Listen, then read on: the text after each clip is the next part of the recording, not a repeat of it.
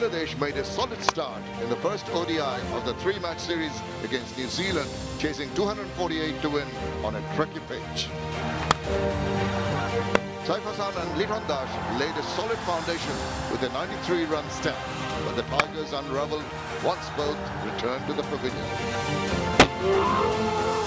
Waiting 90 deliveries for a boundary showed the immense pressure from the Qs. And soon, Blair Tigner's devastating 4 for 40 obliterated Bangladesh's lower order, handing New Zealand a thrilling 26-run victory and a 1-0 series lead.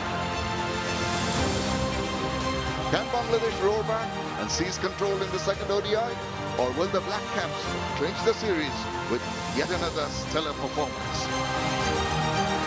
Don't go anywhere. The action starts now.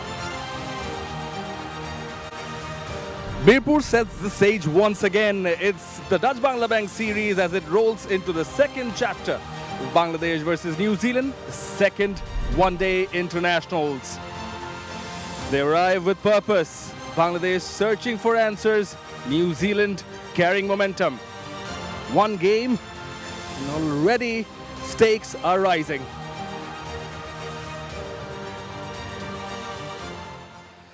Hello and welcome everyone. It's a very good morning from the Mirpur Sher-e-Bangla National Cricket Stadium. It is Ace Developer presents Trade Drive. Turn your investments into lifestyle. And talking about lifestyle, I've got a left and right hand combination in terms of batters next to me. Hey, Mish Rutherford, Mazharuddin Omi, very good morning. How are you guys? Yeah, very good, thanks. All good, all good. Very good morning to you. Right, very good morning to you as well. Hamish, New Zealand carrying on that momentum, you know, and must be a huge boost in confidence for them. Yeah, it certainly was. It was a quality performance the other day. Obviously got off to a bit of a slow start, but gosh, they played a real workman-like innings and then got to a decent score and really scrapped in the field and did really well. Obviously the side will learn a lot from the other day and come here today, new conditions, fresh wicket, or go again. Right, they will go again, but Bangladesh looking for answers, Mazhar. You know, they need to fight back. Definitely, they have to work their fingers to the bone, I must say, after the first match. With the bat especially, they have done well with the ball, but with the bat, they need to do a lot of work in this match if they want to keep their hopes alive. Yeah, well, if they want to keep their hopes alive, they certainly need to do better as far as the home side are concerned, because in the first ODI, this is what transpired. Nichols and Foxcroft with runs at the top order and made sure that they got to a defending total, 247 for 8, which in the end was enough. Even though Saif, Ridho and Liton got runs, it wasn't enough for them as New Zealand won the first ODI by 26 runs. But a lot of credit actually goes to the partnership. You know, Saif and Liton, to make sure that they went to a, you know, in fact, it seemed as if they were in full control, weren't they, Mazhar?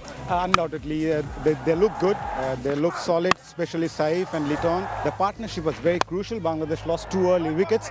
Momentum was there, but the partnership needed to stretch a bit to take the game towards the winning line. In the end, both the batters, I would say, especially Saif, throwed away his wicket. Liton's delivery was so good, but in the end, Bangladesh would want another partnership in the latter part of the innings so that they could win the match, but in the end, it wasn't the case. It wasn't the case, but I had the opportunity to catch up with Saif Hassan earlier today.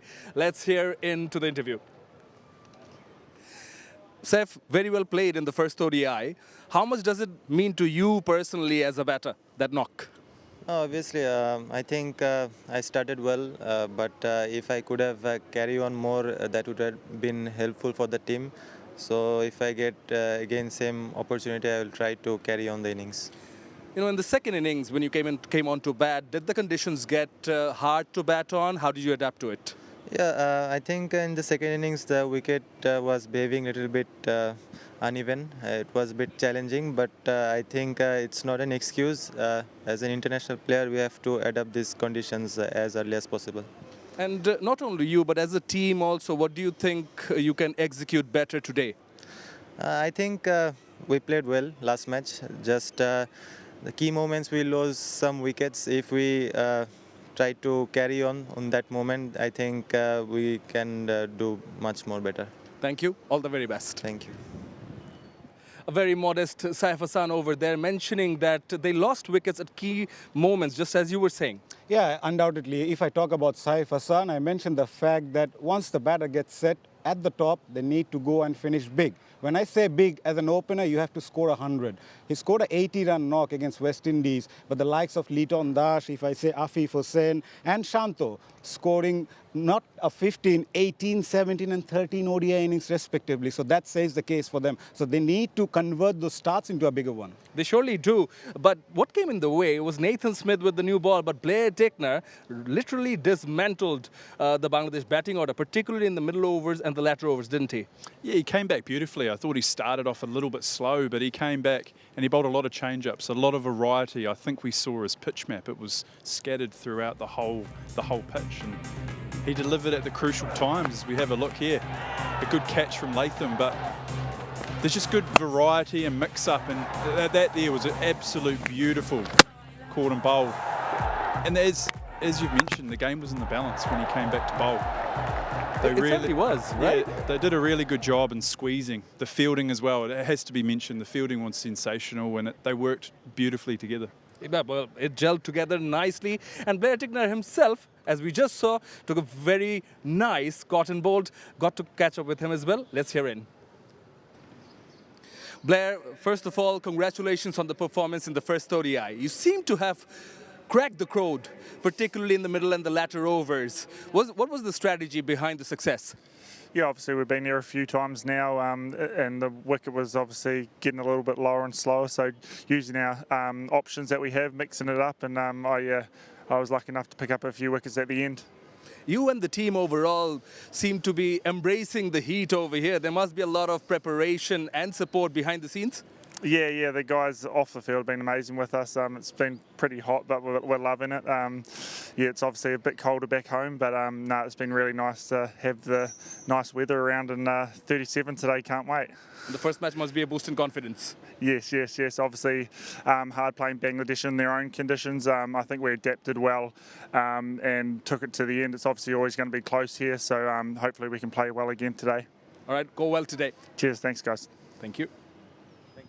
Well, certainly, Hamish, New Zealand seem to have cracked the code, and it's nothing new, right? But what works for you guys? What works for this? Is it the system? How are they prepared to come in and gain the success they have been over the years in such conditions also?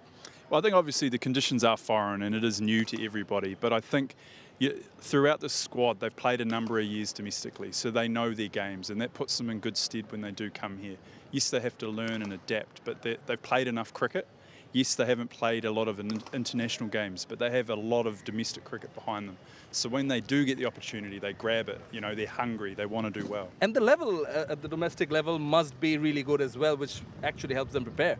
Yeah, I mean, there are 6 teams, so there are fewer players, I suppose, and as mentioned, there's half of those players currently in the subcontinent playing cricket in various leagues. Obviously, there's a New Zealand A trip and this trip as well, so they're all hungry and they want to come and they want to do well. And you know, Blair Tickner's a good example of that. He toured away for a number of years and played and played and played, gets his opportunity here and there, grabs it. He's got great heart. Yeah, and contrastingly, Mazhar, even though these are not alien conditions for the home side, but these are still tough, hot and humid, right? Do you think, the toss played a crucial role? It was a good toss to win for Tom Latham because the Bangladesh side, they had to field under the sun. Maybe fatigue also caught up? Well, as a professional side, I won't say that as an excuse, but yeah, it gives them a breath of fresh air when it comes back in the second innings. But in the end, Bangladesh bowled well. They can't say they didn't bowl well, restricting New Zealand to 247. In the end, it was the batting. The conversion rates were not there. And the pressure was also there playing against New Zealand with a World Cup qualification also in mind. These are the things when you need to perform when you're under pressure. So from that point of view, Bangladesh lags behind compared to New Zealand. And one aspect I would like to mention is the fielding of New Zealand. They have been outstanding. Yeah, well, they certainly have been outstanding. Well, as far as stats go, teams batting first in the past 5 games out of 7 have won the match. What will it happen today? Let's go over to Atar Ali Khan for the toss and find out. Hello, and we're all set and ready for the toss for the second ODI. The home team, Bangladesh, locking horns with New Zealand. I've got both the skippers, Mehdi Hasan Miraj, Tom Latham, and the match referee, Andy Pycroft. You've got the coin, Mehdi? Heads the call. You won again, and what have you decided? We're going to have a bet again. Again, it looks a slightly different surface than the other day, but yeah, it still looks reasonably dry underneath. So hopefully it shows similar characteristics to the last game. Right, you must be very pleased because New Zealand has done so very well since January 2025, 5 series bilateral series win, and in a position to win today, and we'll wrap up the series also. Yeah, I guess for us it's always about playing what's in front of us as much as we can. Obviously there's that carrot of a series win, but we know there's a lot of water to go under the bridge to get to that point. So again, adapting to these surfaces is really important. I thought the guys did that fantastically well the other day. It changed quite drastically probably from when we batted to when we bowled. But again, being able to adapt and be quite fluid with things is really important to us, and hopefully we can do that today. Any changes? Same team. All right, all the best. Thank you. Medias and Miraj, important because you're already one down and you have to win today to stay alive in the series. What have you been telling the boys in the dressing room? Yeah, definitely. I think it's a great opportunity, everyone, and every time we won first match, and it's been difficult, but still we have a great chance to win, and if we play well, definitely we will win. So you'll be bowling first here, and what would you want to see from your bowlers? Because last time when they batted, they scored 247, they won the game. Thoughts on that? I think it's a great wicket to bat on this surface, and the last times if you get 2 catches, we would be better, like under 200 runs. And I think it's a great opportunity. The bowling unit, we get some wicket in the first 10 overs, and of course we did very well in the past as a bowling unit. And yes, I'm confident about my bowling unit at this moment because we have a very good pace bowling attack. Have you made any changes, Mehdi? Yes, we have one change, Afif replaced by Shomo Sharkar. All right, all the best. Thank you. Right, the news from the middle is that New Zealand has won the toss and they will bat first. Well, going with the same formula, New Zealand winning the toss and having a bat first. Hamish, why mend what is not broken? Exactly. Why would you? They did it so well the other day. Obviously, the conditions, it is warm here, so they're going to hope to play a very similar formula on what is a fresh wicket. And with the same team. Yeah, and the same team as well. Why change it? As mentioned, the series is up today, so they put in another solid shift, and they'll be able to lift some silverware. Yeah. Mazhar, do you reckon in the first ODI, it got a bit difficult to bat on later on? It was a bit difficult. That is why I say once you are set, you have to take it long, make it a big innings. So for the new batters, never easy to come on to play your shots. It's a different surface, but hopefully again, from New Zealand's point of view, they would love to score some runs on the board. Maybe 250 is a very good total for them to defend around. Bangladesh haven't chased a target over 260 out of their last 5 matches. Their highest successful chase has been 114 since 2023. So chase has been a case for Bangladesh. This is also an aspect that the Kiwis have there in mind, and they're in red-hot form. They haven't lost a bilateral series since 2025. So they're up for the win the series here. Well, they are definitely in red-hot form, but, speaking of the surface, Hamish, you were out there in the middle. I caught you in the morning. What do you think of it? Yeah, it looks good. It looks good. It looks a little bit better than the other day. It looks a little bit greener, a little bit more green grass. So let's hope that it might be a slightly higher scoring game than what we had the other day. But despite all that, Tom Latham thought they will, go in and have a bat first. We'll get to know more about how the pitch might play out from HD Ackerman. So on Friday, we were a little bit taken aback with how the surface played because we thought it would really be batting friendly. But instead, what we had was a dry pitch, and the ball started to keep low and the ball started to go up, and it made batting very, very difficult indeed. What about today? Well, let's start with the dimensions. We had a shorter side on Friday. We don't really have a shorter side today. If bowling from the rocket end, 63 metres away to the leg side, 64 metres away to the offside, really nice hit down the ground, all of 79 metres both ways. There is a little bit of wind that's blowing towards the rocket end of the ground, so maybe we need to be aware that the players may take that end of the ground on because of that wind. This surface, a lot more grass on it, which might hold it together. What the curator struggles to do is understand how much moisture is kept in this pitch. Hopefully, he's able to keep the moisture in the pitch, because if he isn't able to keep the moisture in the pitch, cracks might start to open later in the day, and batting might be a little bit tougher than what it was even on Friday. But what I am expecting is a better batting surface today. No surprises that they bat first, New Zealand. Expert H.D. Ackerman says no surprises there. Bit more grass, but it should hold the surface together. Mazhar, same challenge, but maybe a better, it might be a blessing in disguise for Bangladesh. There is a bit of moisture early on, and it might hold together. Yeah, from pace bowler's point of view, we have seen how Nahid Rana bowled against Pakistan, but the first match for him wasn't that good. So from his point of view, he would like to extract more out of the surface. Someone like Nahid Rana and Mustafizur Rahman, who hadn't played, maybe he won't play this game. So Shoriful, who got a last-moment opportunity, used it very well. So from that point of view, at least two of the fast bowlers need to get early wickets up front so that they can put pressure on the New Zealand batters. And at the same time, contrasting fielding efforts. As you said, New Zealand fielded really well. There were a couple of catches down. It happens. We know it happens in the game. But the captain also mentioned it during the post-match. Yeah, like they fielded sensationally well, the New Zealanders. And I think once Bangladesh got off to a good start with the bats, so they managed to squeeze nicely through the middle, and that was led through the fielding. Look, drop catches, they always happen, don't they? So it's just about putting it behind you and moving forward. And I suspect a similar performance today with New Zealand in the field. Yeah, and as far as Bangladesh bowling are concerned, yes, they would like to take those opportunities. But also good to see that the management keeping faith, not coming in with, an array of changes. Yeah, they don't want to actually. They would like to give that assurance to the players that you are ready to play the next couple of matches. Even if you don't do well, that gives the extra bit of confidence for someone like Tanzil Hassan Tamim, if I say. He scored 100 against Pakistan, missed out in the first match. Same goes to Saif Hassan. So these are the elements that you need to build up as a team moving on to the World Cup next year. So you have that continuity.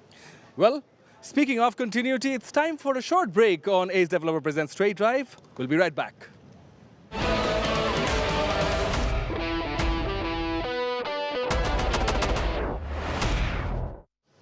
Welcome back, everyone. This is Ace Developer Presents Straight Drive. Turn your investments into a lifestyle.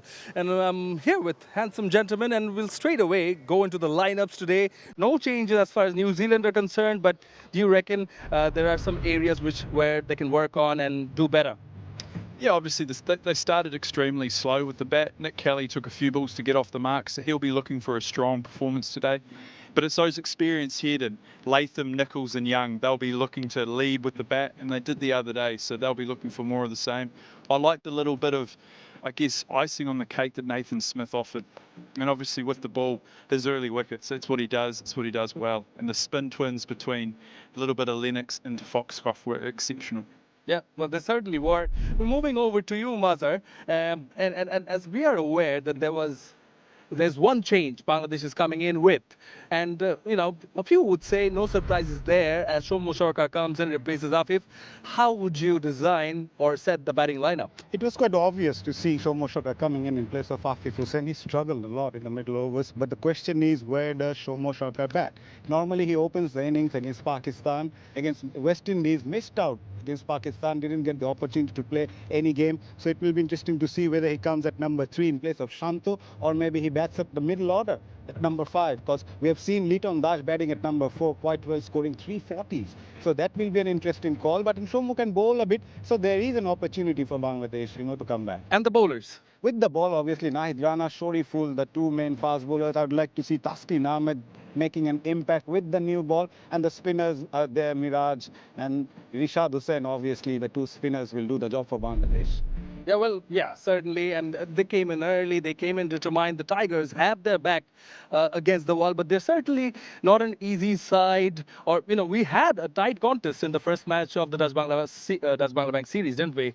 Yeah, look, it's a very difficult place to come and play Bangladesh. For any side, it doesn't matter whether you've played years of international cricket or just a couple. So it's an extremely hostile environment. You saw it the other day. Oddly enough, the crowd were actually against the home side, which you don't see very often. So they'll be looking, the New Zealanders again, to start well, keep building on the positive start they had the other day. What will they be eyeing today? New Zealand batting first? I mean, I said 270 the other day. I was miles off, wasn't I? I think, you look at the way it played the other day, it's 250 plus again. Any numbers up your sleeve, Mazhar? Yeah, 250 is a good total on the board for New Zealand again, because chasing won't be easy yet again from Bangladesh's confidence point of view, and also the surface, it's not easy to bat on in the second innings. Well, it certainly isn't, as our experts are saying, it's not easy to bat on. But, you know, the Tigers have their back against the wall, but it's in home territory. The series, the Dutch Bangla Bank series, is intensifying. It is firing up. So don't go anywhere, because we are moments away from the second match of the Dutch Bangla Bank series, powered by Nexus Pay and powered by Rocket and co-sponsored by Nexus Pay. And thank you, gentlemen, for joining us. Yeah, hope we had a good game. Yeah, we look forward to a great game and live action in a bit. So don't go anywhere. Stay where you are. This is it from here.